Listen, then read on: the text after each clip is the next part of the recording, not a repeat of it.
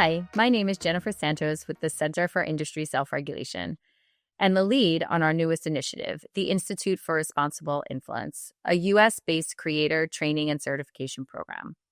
Recently, I had the opportunity to sit down with advertising leaders from around the world, convened by our partners at ICAS, to discuss the global movement to increase trust in influencer marketing.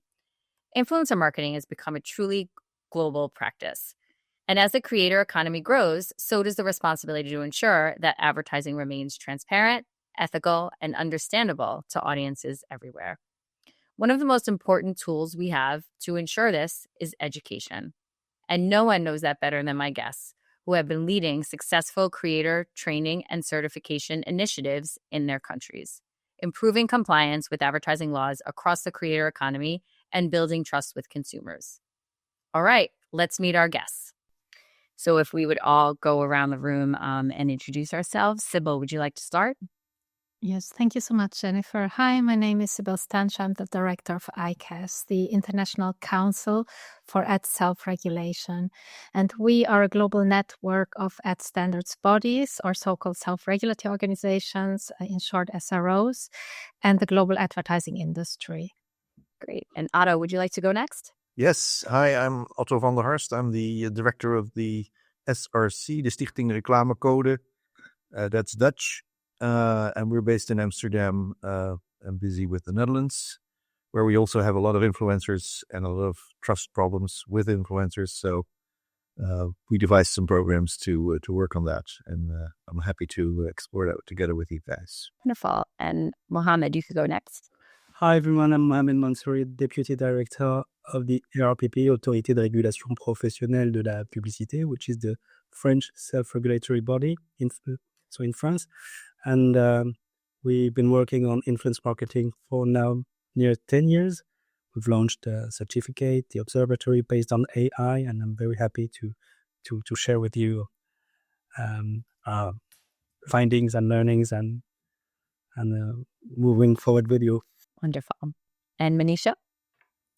Hi, everyone. I'm Manisha Kapoor, and I head the Advertising Standards Council of India. We are based in Mumbai, India. Well, thank you all for joining us today. I'm very much looking forward to your perspectives on what effective influencer education looks like in your corner of the globe, and really how global cooperation can help shape the future of the creator economy.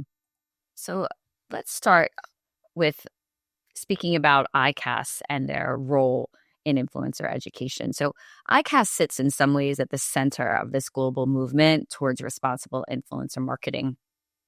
Sybil, what trends are you seeing internationally? And how many countries are actively engaged in developing training or monitoring schemes? Thank you so much for the question.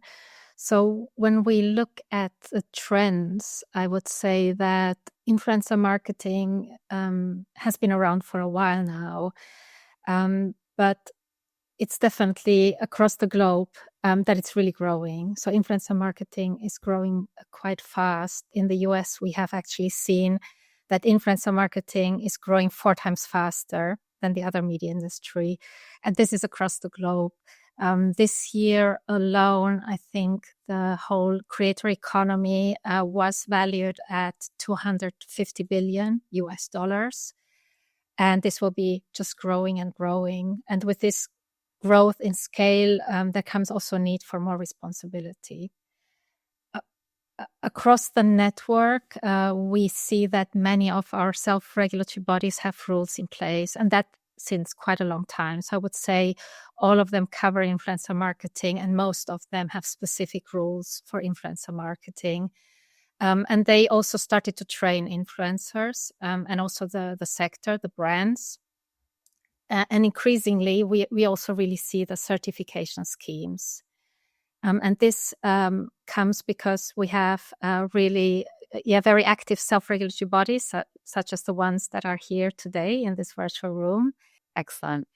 Now, to each of the individual self-regulatory leaders, from your vantage point, what is the core challenge we're all trying to address in the creator economy? We talk about it in a very broad way, but I'd love to hear from your perspective. Is it consumer protection? Is it industry responsibility?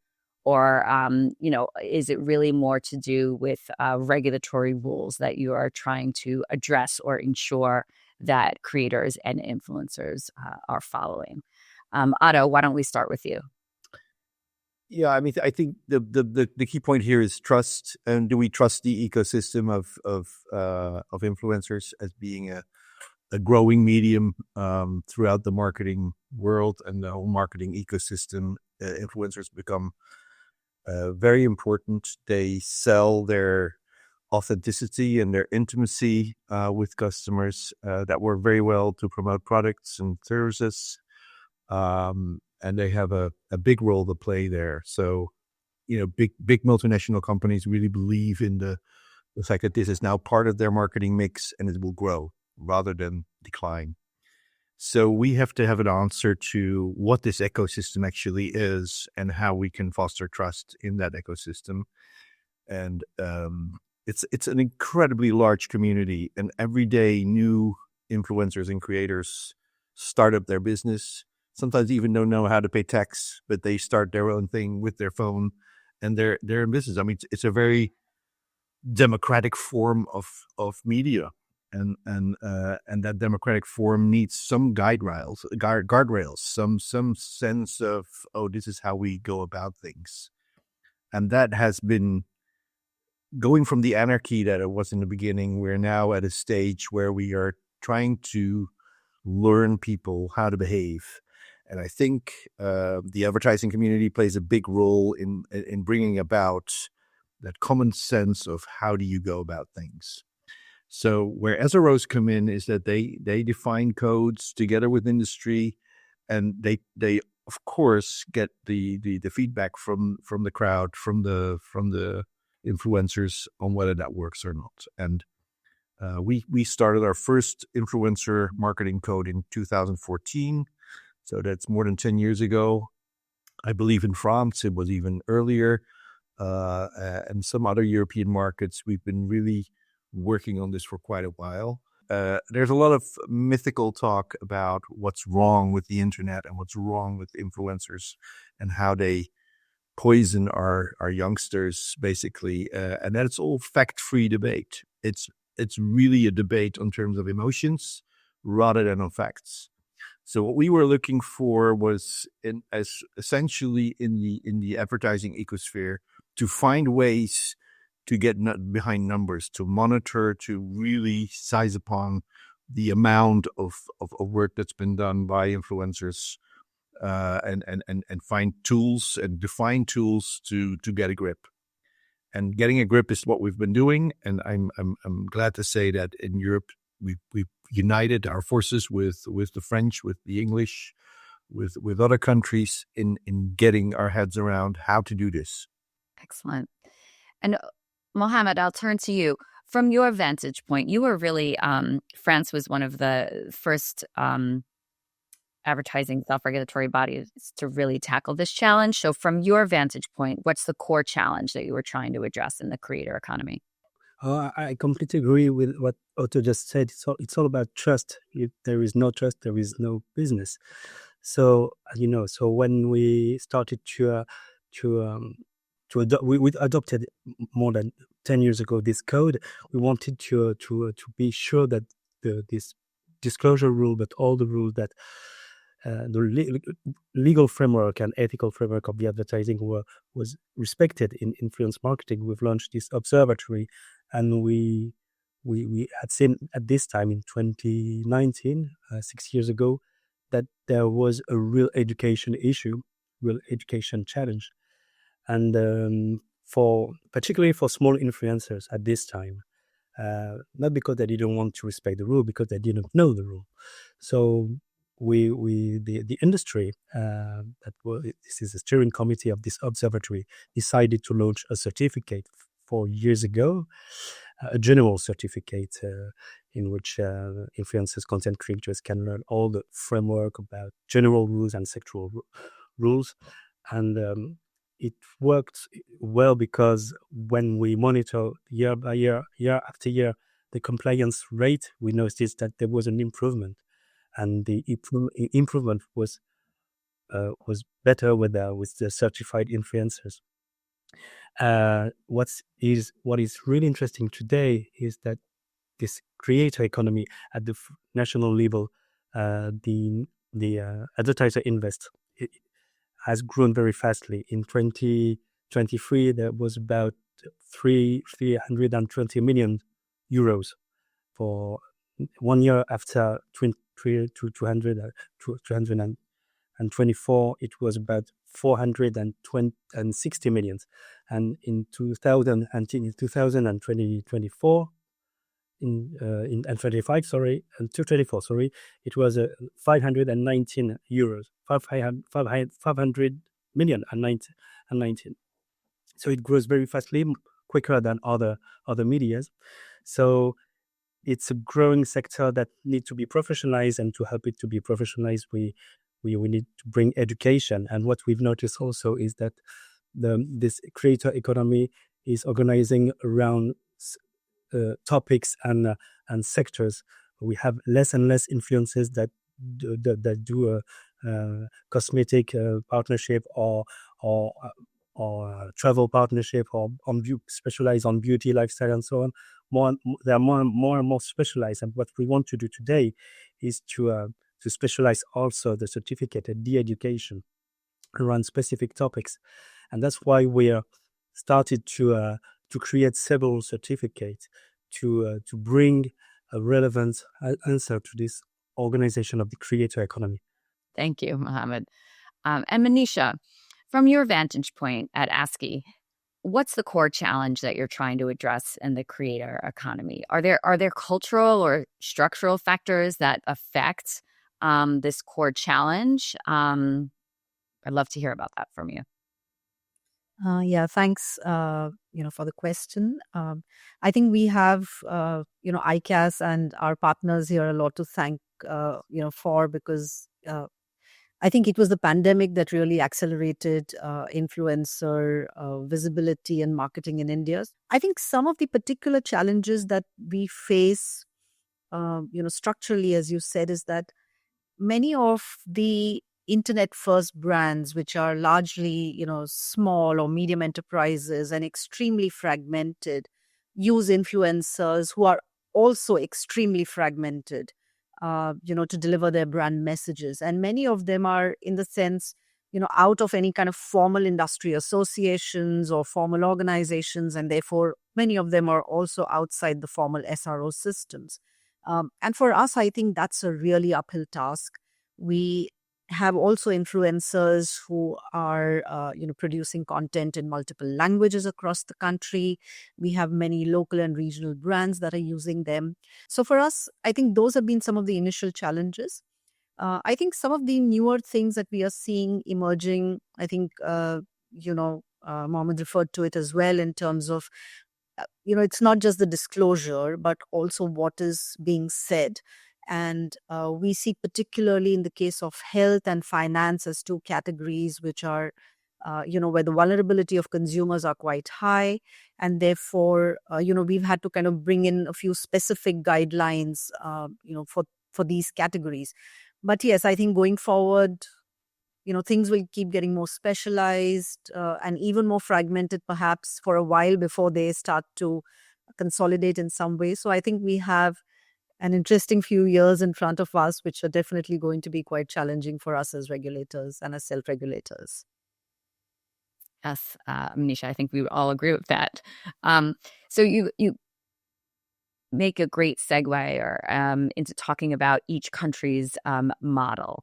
So could you talk a little bit about your country's model of influencer education? What programs do you offer? Is there testing? And we would love to talk a little bit about your approach in designing your training and certification, and if you do any monitoring. And it sounds like you're tweaking that, so we'd love to hear a little bit about those tweaks as well. Yeah, so I think, as we've discussed, I think, with the market being so fragmented, that's a real challenge for us. We have started to build, the certification programs to begin with. I think we will go down the more specialization route as these programs mature. And I also mentioned that we've started to work with corporates. We find that possibly maybe a new segue and a way for us to work. So we will go to a company and say, hey, you're kind of embarking on this really large campaign. Do you know whether all the influencers you are using are going to be, careful about the way they talk about your brand, etc. And we've had some traction, with that, where brands now call us to present to, their influencer cohort that they, plan to use for certain campaigns. I think partnerships, collaborations, and I think particularly also with the platforms, how do we kind of work with the Amazons and the Googles and the Metas of the world to help us really scale this program, and also to kind of make this, a kind of part of the ecosystem, a part of how influencers eventually will, start to talk about or get trained. I think, again, someone mentioned earlier the need to professionalize influencers, and also how they see it themselves as a career and not just a gig. Mohammed, back to you. Could you tell us a little bit about your country's model? What approach did you take when you were designing it? And have you tweaked it at all as time has gone on and you've seen the reaction from influencers and creators that are taking the program? So now we consider the creators as a real stakeholder now of our ecosystem. We have the advertisers, the agencies, the medias, the platforms, and the creators. And creators are now entrepreneurs. They are also sometimes medias. And so we consider them as a real stakeholder. And to get them to onboard them, so we have created this certification. The very first version was a half-day online course with general rules and sectoral rules.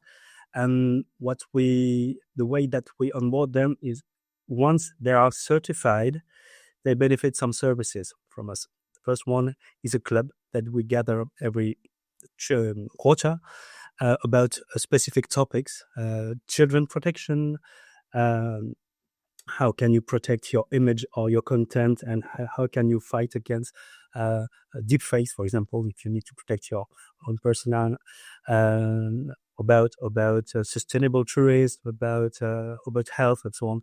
And we ask some external third parties experts to come and to bring their vision and to answer to their questions. So we're trying to animate a community of certified creators and keep the link with them.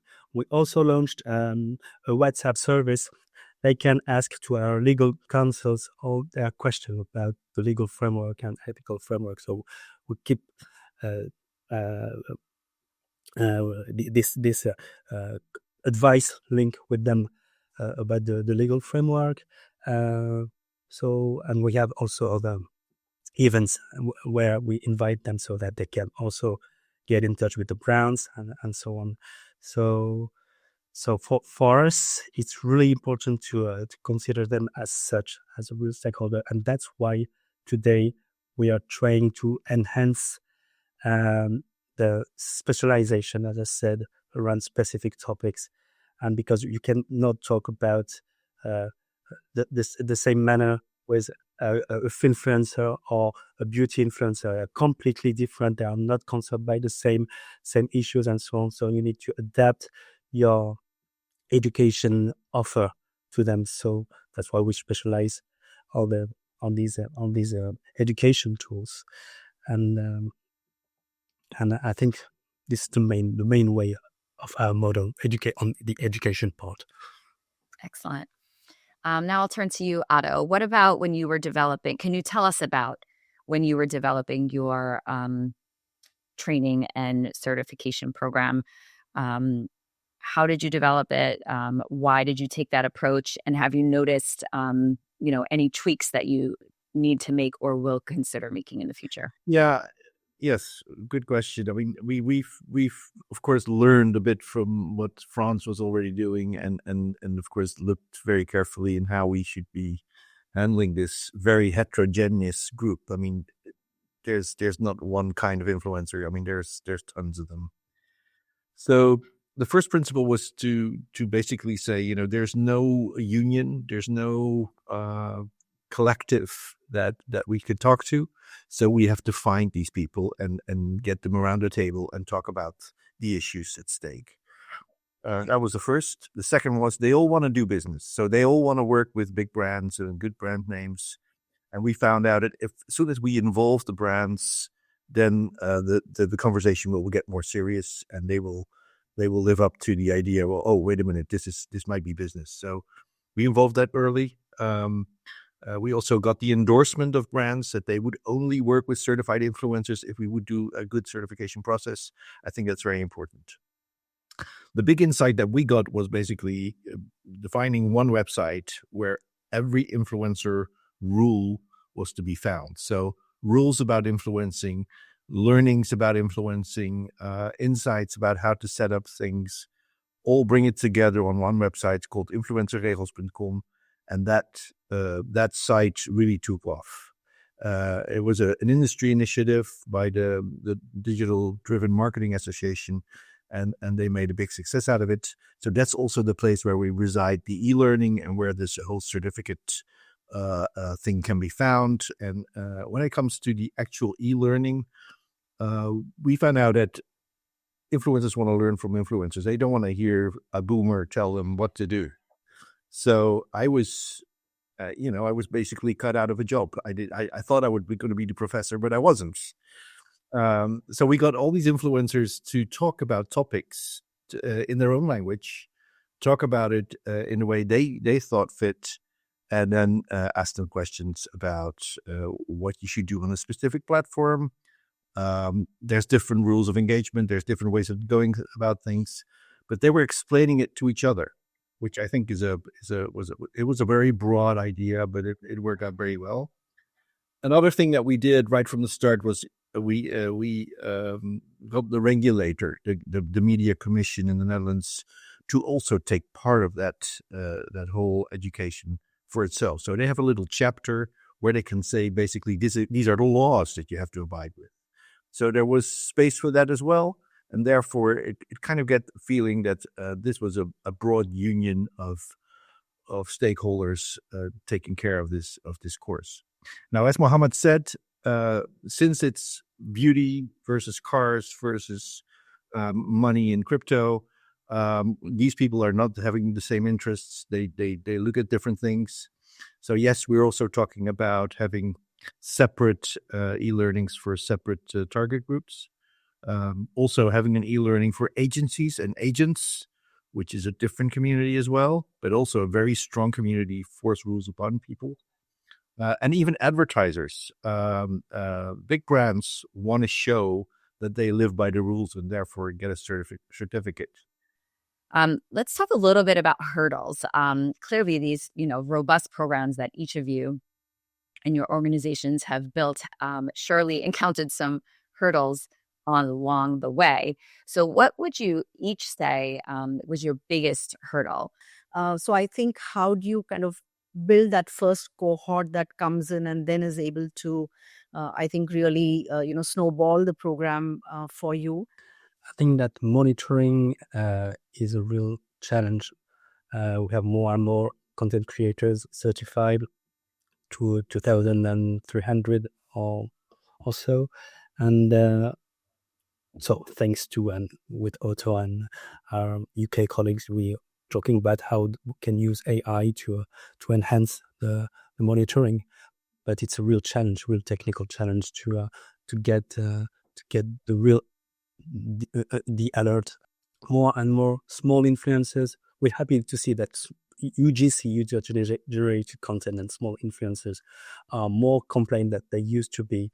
But now we're facing another challenge: is all these UGC are generated by AI in a massive way, and they promote products that by definition they have not tried, or because they are not existing.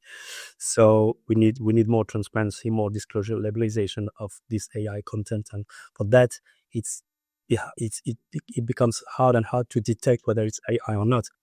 Makes sense. And what about you, Otto? Yeah, I think one of the big insight is that you need big companies and big brands to endorse your program. If you don't have those, it's very hard to move forward, and that's what we are very much aware of when we started off. So we knew we needed 7 or 8 brands to really make this work before we would actually announce the whole scheme. So that's a big hurdle because, of course, there's companies that use tons of influencers on a completely different basis. They don't have a formal contract. They just send out free samples of a new toothpaste, and they just hope that from the 300 they send out 10 or 20 might actually post something.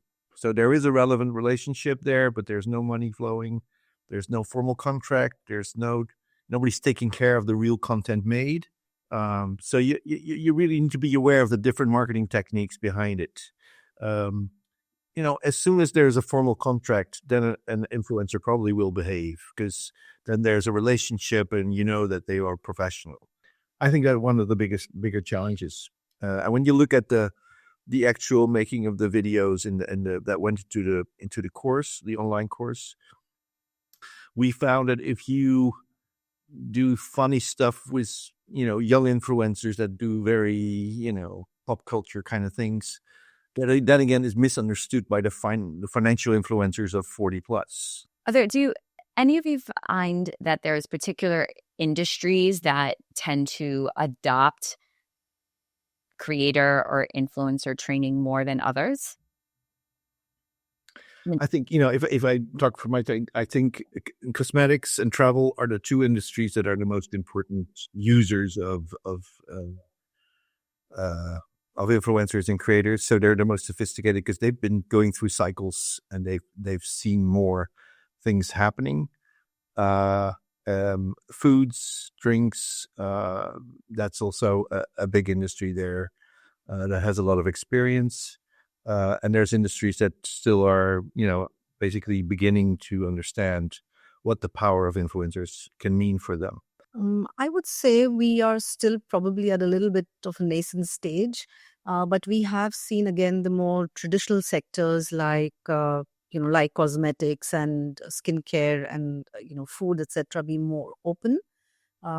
However, I would say the real challenges are with some of the newer sectors like gaming, where we just see so much influencer activity, but perhaps not enough uptake of programs like this. And in general, again, I think just to get them interested in these aspects. Yes, same in France here with the beauty and cosmetics. The fact that L'Oréal France is the first advertiser that have made it mandatory, and is one of the it is the biggest here.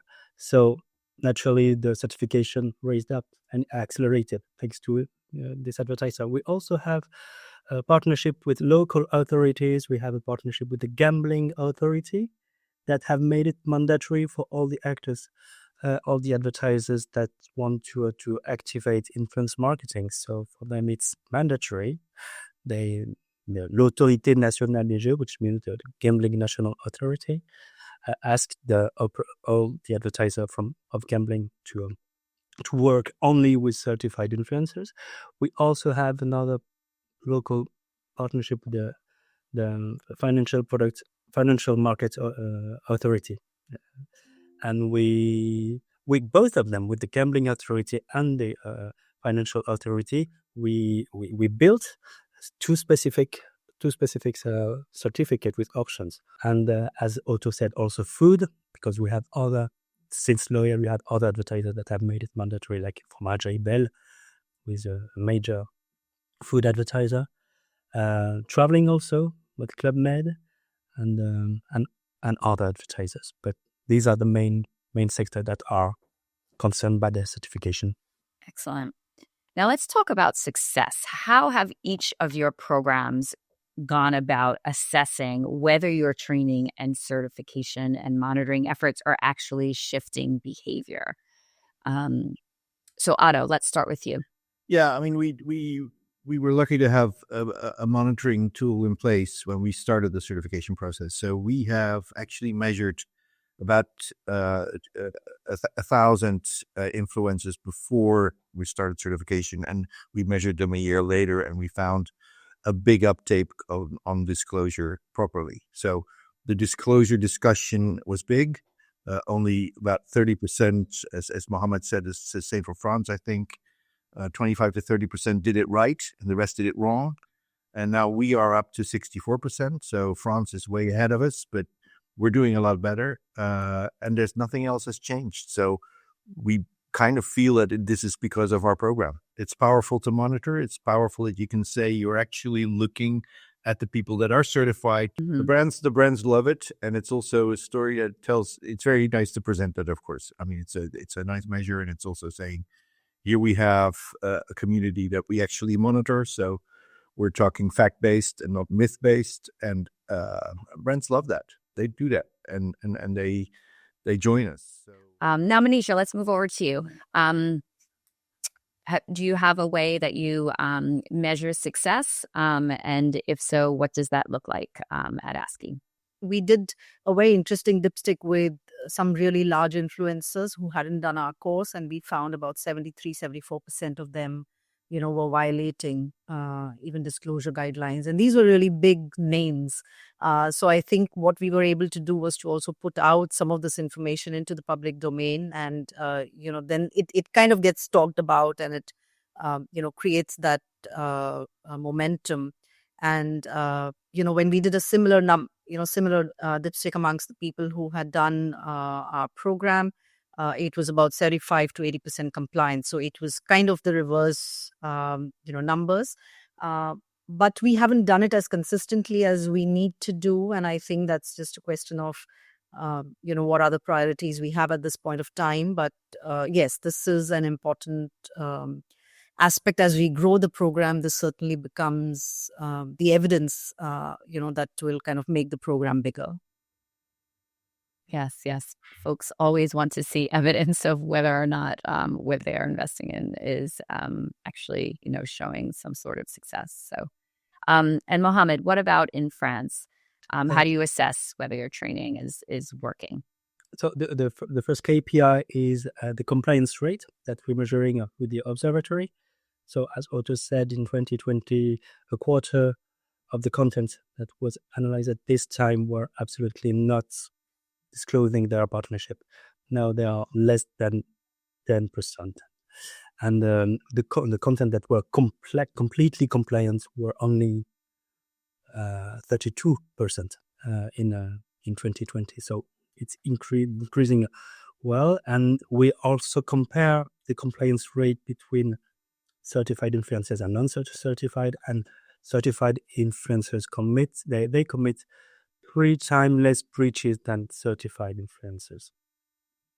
So there is a real difference, and the public power, the authorities are happy with that, of course, because there is a real impact. Another KPI is, of course, the number of certified profiles, 2,300, and fact that in France there are 15,000 content creators that live with this activity. And also, we have a survey, national survey, every year that we conduct with an institute about, I talked about the investment, the budgets of the advertisers, and also ask them if they know the certificate and what they think about the certificate. And for all the advertisers that know the certificate, 75% says that it is important or very important. The certification is important or very important. 75% of all the advertisers at the national level that know the certificate, which is an interesting KPI. Yeah, that's great. Yeah, because I think oftentimes when we work in this world, we all know of the different certificates, but interesting to see on a broader basis what, whether the certificate is understood or known. So that's wonderful that you've accomplished, that the certificate is well known.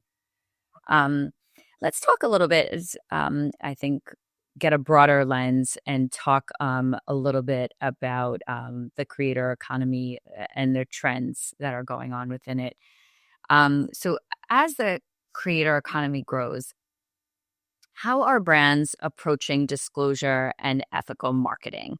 Are you finding that brands are understanding the importance of it? Or are you finding you still need to explain, why it's important? Are they developing their own guidelines, or are they relying more on programs like this? Yeah, so we are definitely seeing, brands. I would say some of the bigger brands to, pushing the agenda hard on making sure that their brands are protected in that sense, and that the influencers and creators they use are making sure that they're compliant with the law and with the self-regulatory guidelines. So we are seeing, definitely a push from the brands, because ultimately, the self-regulatory system at least kind of holds the brands responsible prima facie. So, if we don't see a disclosure, then we kind of write to the brands, and they are put on notice to respond to any violation. And therefore, we've seen over the years that they've kind of started taking things seriously. They have started including some of this in their contracts with the agencies that are kind of getting the influencers for them. So we definitely see a lot of formalization of the responsibility and where it lies, and and also I think the internal systems therefore to make sure that that is kind of like I said, I mean, the responsibility is well defined. Is that the practice across the board? I would say not yet. I would say it is still the larger kind of organizations, that have reached that level of maturity. Many of the influencers, it's still a little nebulous as to whether they, when they do it, is it sometimes on the instruction of the brand, sometimes because they feel that the algorithms don't work in their favor the moment they have, a disclosure. So I think particularly with smaller influencers and smaller brands, sometimes there can be that, almost that understanding that, let's not go ahead with disclosures. Directionally, yes, it's getting more compliant, but like I said, we have many more hurdles to cross. And what about you, Mohammed? About disclosure, what we've noticed is that disclosure used to be a problem maybe 4 years ago. Some advertisers were thinking at this time that if you disclose your partnership, the content won't appear authentic, and same for the creator. And it has completely changed. We see that today because we had this law in 2023. We had many scandals because of scams or non-disclosure, and the fact today that there is a shared responsibility between the creator and the advertiser by the law has, I think that every stakeholder now is completely aware about the need to disclose. And we notice that with the observatory, disclosure is not a problem anymore. And even now today, we see we belong to some jury, influence marketing jury, to give a prize to campaigns. And what we've noticed is that the disclosure, even with this jury, we belong to a specific jury called Stratégie de Grand Prix de l'Influence. Year after year, we notice that the disclosure is not a problem anymore. Even influencers have this reflex to disclose their partnership, and that they are not afraid of not being perceived as authentic. And also the audiences, the public, is now really aware about this necessity. So there is a kind of organic regulation. What's happening with the audience? So the audience are really aware of that. And if a content creator won't declare his partnership, they will point out the fact that he's not transparent. And now I'll turn to you, Otto. How are the brands approaching disclosure and ethical marketing? Are they developing their own guidelines, relying more on your programs?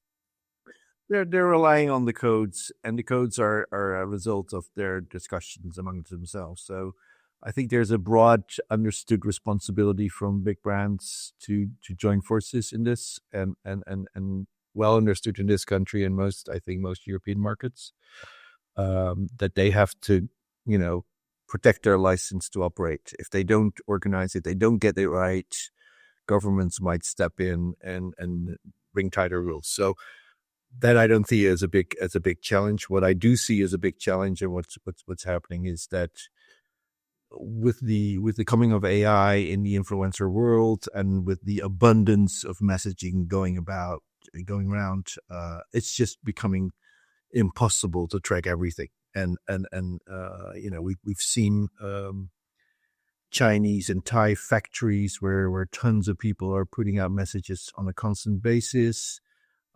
It's working around the clock. People are selling straight out of the video.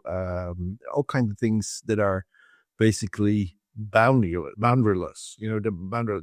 There's no boundaries anymore. You can just go about, do things in the industrial level of messaging, and we have to cope with that.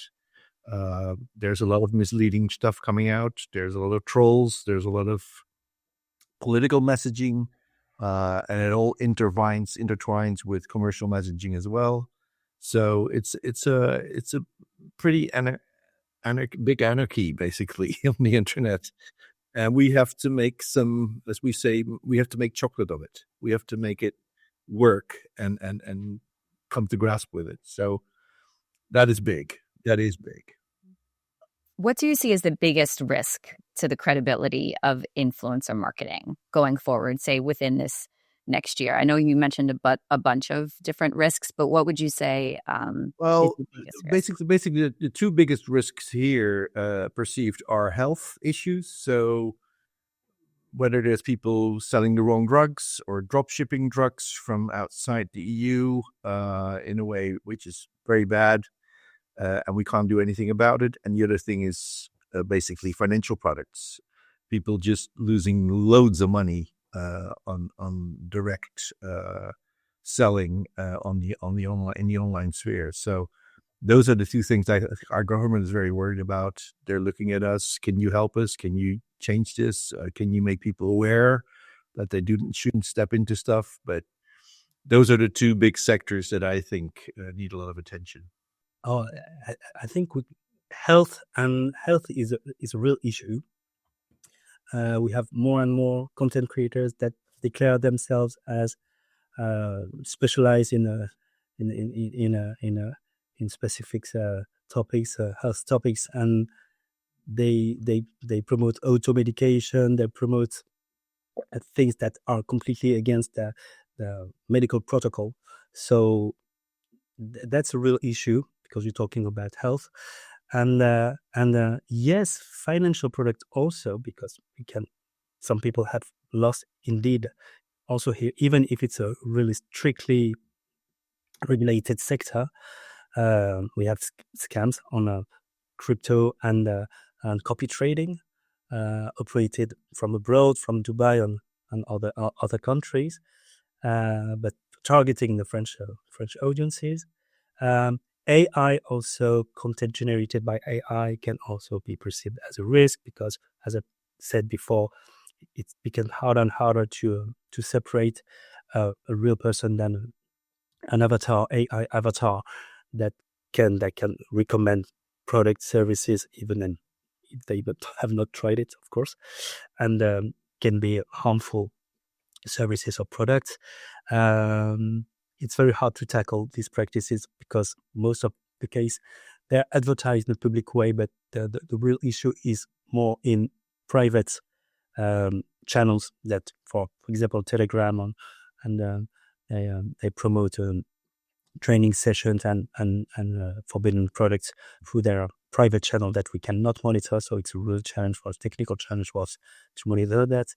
But I think that we have the same issue that in Netherlands and I think other countries in Europe also. I kind of completely agree with the other panelists. It's really around health and around finance.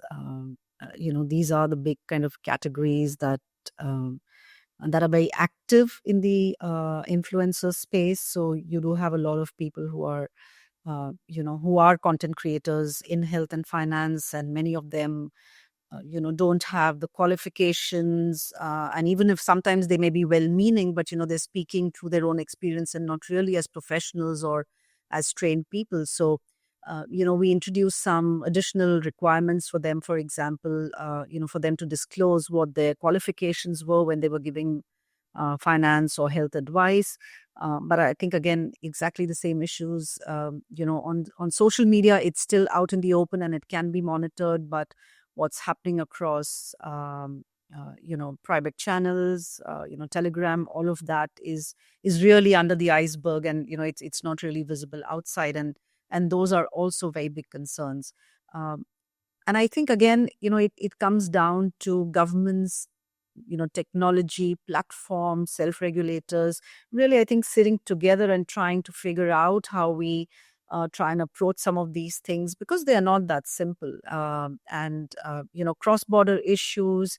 So, for example, gambling is banned in India, but we have so many influencers, who are broadcasting from outside the country, but addressing audiences in India. So I think that, there certainly are a lot of complications, to these issues. And like I said, I think we all need to, sit together and think through how we can, with the different kinds of expertise that different organizations have, how do we come together to tackle some of these issues? And learning from each other, right? I think that's one of the biggest is what we're doing right now, learning from each other. And so now let's shift to advice mode. For countries considering launching their own influencer training or monitoring schemes, what advice would you offer? And I think most importantly, I'd love to hear the advice you would offer, but who needs to be at the table for day one? Because I think I've heard a lot of you say that, from the beginning, maybe a certain brand or partner was at the table from day one. So I'd love to hear that. So what advice would you offer, and who needs to be at the table? And let's start with you, Mohammed. We have not talked about the platform, talked about them, but I think that there are real partners in this program in terms of education and amplifying the education, because they have the strength to amplifying these programs. We are conducting several campaigns with them, advertising campaigns actually, about the role of the certification and what does it bring to the content creators, and why it is important. And by with content influencer, we onboard an influencer that is a porte-voix, that gives the voice, that because they influence each other. So it's important to onboard influencers for that in the campaigns. So platform can help us for that, and they help us to reach the content creators. Of course, the brands are the key stakeholder for that, because it all comes from the brand. And if the brand make it mandatory and give the impulse to the certification, it must work actually. Getting the public authorities also onboarded also to getting their support is also, of course, key for the success. And of course, the content creators, we cannot set up education tools towards the content creators without them. So we need to have them around the table. Yeah, I think Mohammed has named all the important stakeholders. All of them definitely, need to be on the table early on. Of course, in most countries, creators are not very well organized, so it's sometimes difficult to find a way to get them in. But maybe some big names or some key categories, etc. It would be great to kind of get them in. I think the other learning that we had, and I would offer as advice, is how do you create the program itself? And I think when we started as well, we had a very SRO forward view of this is what you should know, and if you don't disclose this is where you ought to be, etc. I think we shouldn't be afraid to almost let creators create their own version of what this could look like. And I think as and when we do a version 2, I think we would definitely go down that path, because They speak in a language that is, a little different from how we would speak. And, so to me, those become things that are interesting. And possibly, I would say the third thing could be to look at the training in a slightly larger ecosystem of training. For example, I think Otto mentioned this earlier. They're really interested in how they build brands, how they build their own brand, how they work with, businesses, etc. So, is there a more holistic training under which, the SRO kind of training can rest, and that might make them a little bit more open, and those trainings also become a little bit more aspirational in some way. So, I would say that, in hindsight, we would kind of do all of that. So when we do, try and do our version 2, I think these are some areas that we would look at. And I think be ready to, refresh the program also, reasonably, maybe once every, I don't know, ideally 18 months or 24 months. So, what are you adding to that program? So how do you have a pipeline of, version 1 and 2 and 3, etc.? So I would say those are some things to keep in mind, that it's not a one-time, kind of put the program out. I think, again, as both Otto and Mohammed have said, the whole monitoring around it. So it's really a large, initiative. It's not just a certification program. Yes, I agree. What I always say here is that it's not that the rules are necessarily going to change, as you said, every 18 or 24 months, but the type of content changes, right? And then how the rules apply to that is what needs to be explained to creators and constantly updated, because there's continually new content that is, put before us. And then the question becomes, well, how do the rules apply to this? So yes, I agree. And Otto, what about you? For countries considering launching their own influencer training or monitoring schemes, what advice would you offer? I would really go back to what problem are you solving, and that differs per country. Because if you look at the pressure of government clapping down on certain ways or wanting to make new laws, it really differs from geography to geography. I think here in Europe we are good regulators, so we're well aware that regulation is an answer that we often get from Brussels, but also from local governments. I don't know how that is in the US or in other parts of the world, whether that is the frightful issue. No, you're kind of in danger of getting all these ultra strict laws, or can we organize ourselves? And that pressure actually gives you a reason to join forces with advertisers or with influencers and get the around the table. So my insight would be, you really have to define your problem before you start talking about the answer. And then you can follow up with this. Who do we need first at the table to talk about this? And I think the advertising community is very aware that trust is the big issue. They want to talk about trust and trust issues in these new media. And then from there on, you can get the platforms involved. You can get the influencer community involved. If there's any organized influencer group, I would definitely reach out to them and see whether you can talk about this. And not in a way that you are policing right away. This is not about policing. This is about having to work together to establish trust. That's the one thing that you need to get right first and foremost. Agreed. So let's talk about global alignment. We're talking about all these different issues we're facing, and they're incredibly similar as we continue, to discuss what keeps coming up in our different perspectives. So what opportunities do you see for greater global alignment or information sharing going forward? Yeah, definitely. There is a real opportunity to exchange more information and learn from each other. As Otto was saying, challenges can really differ, but a challenge in one country can also then later appear in another, and vice versa. So that's really important. Also, as tools and platforms evolve, there could be an exchange on better information, how to adapt these tools. exchange of training modules. We see that also happening with SROs supporting each other. Some have more, some have less capacity to develop their own trainings. But for example, the Spanish SRO has developed a certification and training module and offered these videos to the Latin American members, which speak the same language. So this is a really great way to create more alignment and support each other. Then learning from the monitoring is really useful. What methodologies have members used? What tools are they using? So there we've seen over many years the exchange of AI tools, APIs. It's been really great to see, and this has helped even big SROs to really develop their programs quicker than they would have otherwise done. And I think what also really helps is to exchange data, information, case studies to see what the issues are across the globe.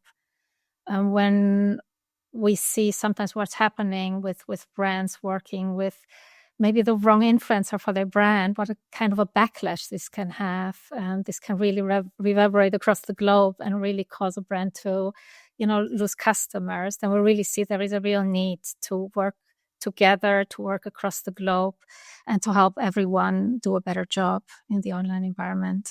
I completely agree with Sibyl. We need to work more closely at the international level under the ICAS initiatives and also the ASCI at the European level. We're exchanging, for example, of course, on the education program, the way that we're building the course, what tools are we using, what platforms, how can we onboard all the stakeholders, but also for the monitoring and technologies and AI, the AI enhanced monitoring systems. What technology are we using, and how can we improve the accuracy rate? For example, with our data scientists, we worked with Otto and at the SRC and the UK in that perspective, but also with other countries, Spain and Germany and so on. So we need to work more closely, exchanging our methods, exchanging our tools to bring the proof to the authorities and also European authorities, European Commission, that self-regulation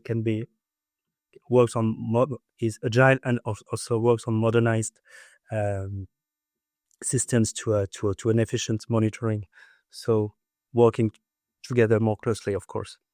Yeah, I mean, this is purely a case in point. I think what we've been doing with EASA is having a digital-driven working group, a digital-driven SR working group. So self-regulatory ideas are brought in, and different countries look at different ways of enhancing them.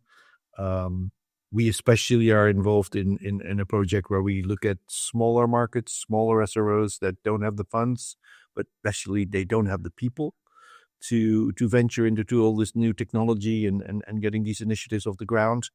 How can we find ways that make it easier for them? So in our monitoring tools, for instance, we look at ways of making it really foolproof, really easy to use for somebody who's not daily doing that running of monitoring jobs. Yeah, I mean, and we hope to learn from your markets. We hope to learn that there's different ways of looking at things than just the Dutch way. So there's good reason to really invest in ICAS and EASA as being partners that you can work with. Yeah. And what about you, Manisha, from your perspective? What opportunities do you see for greater global alignment or information sharing? Yeah, I think ASCI has certainly been one of the beneficiaries of, all the information that's been flowing around on influencers. We were able to learn, I think, so much from Mohammed and his team. And, we were in constant conversation with them. We were able to do their programs, before we were developing ours. And I think it's just that's, they're also each of the markets, because they have a slightly different jurisdictional flavor and, slightly different challenges in terms of how well rule making and rule following is established. There are also a lot of different ideas on the table that could actually be used in either the same or a slightly different way in your own market. So I think ideation, for me, I think is really the greatest, advantage that we have as a collective. And also the feeling that sometimes when we have the challenges that we are not alone, and there are others who have faced these challenges maybe in the past, or they will face this in the future, and that we have others to discuss our challenges with, to brainstorm and look at solutions. So I think just beyond the knowledge sharing, there's also how do we take things ahead, collectively learn from each other. And so I think it's really a great system in that sense, to be able to not having to invent the wheel for each market all the time. I also feel that with digital, increasingly our challenges are also converging. Perhaps there was a time maybe 15, 20 years ago where each market had very unique challenges. And I think we are seeing a lot of similarities now in challenges with digital. So, that kind of helps us also bring everything together. So, so it's been fantastic, I would say. Yes. And I think for greater global alignment also makes for more self-regulatory power.